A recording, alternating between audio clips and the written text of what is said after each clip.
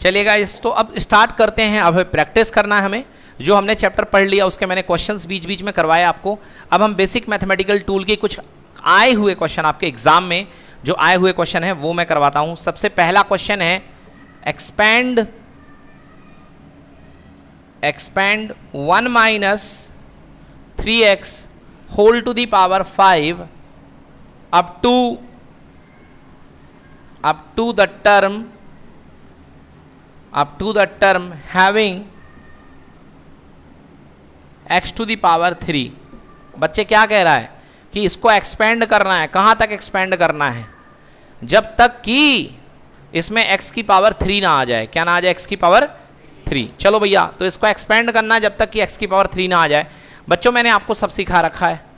क्या सिखाया था मैंने? याद करो। मैंने बोला था a प्लस बी की पावर n एक्सपेंशन, याद है?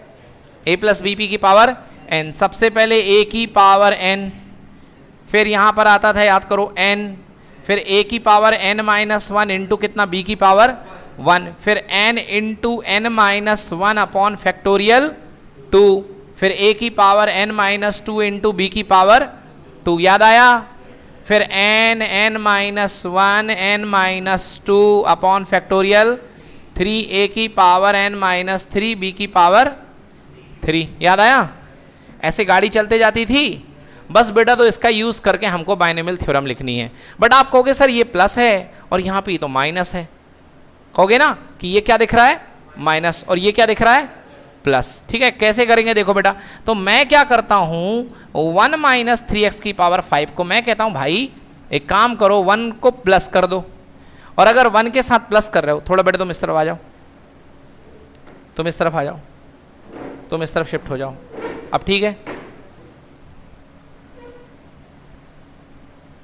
ठीक है ना? हाँ, तो बेटा मैं कहूँगा 1 प्लस लगाओ और यहाँ पर कर लो माइनस 3x। क्या कर लो? Minus 3x। क्या कर लिया? माइनस 3x की पावर में कितना? 5। कोई दिक्कत है क्या? अरे प्लस और माइनस क्या होगा? माइनस ही तो होगा ना। तो मैंने क्या किया? माइनस को अलग कर लिया। अब जो मेरा b है वो खुद में क्या है? Minus 3x। क्या है? ये बन गया बेटा a, और ये पूरा का पूरा क्या बन गया? b। मस्त बन गई सारी एक्सपेंशन। तो कर डालो। चलो a की पावर n, तो 1 की पावर 5 कितना होगा? 1 ही होगा, और 1 को लिखने की जरूरत नहीं है, सीधे 1 ही हो गया। चलो 1 की पावर 5 1 हो गया। फिर n कितना बेटा बोलो? 5। n कितना है? 5। फिर 1 की पावर 1 कम कर दो, यानी 1 की पावर 4, और माइनस 3x की पावर b की पावर 1। बोलो यस। भाई 1 की पावर कम कर दी तो 4 हो गया। अब 1 की पावर कितनी भी कर दो, 4 हो 5 हो, होएगा तो 1 ही ना। तो लिखने की जरूरत है क्या? नहीं, सीधे आगे बढ़े अपन। बोलो यस और नो। चलो आगे आ जाओ। फिर प्लस, हाँ भाई साहब देखिए, n माइनस 1 तो 5, और कितना? 5 माइनस 1, नीचे फैक्टोरियल 2। फैक्टोरियल 2 का मतलब 2 ही होता है।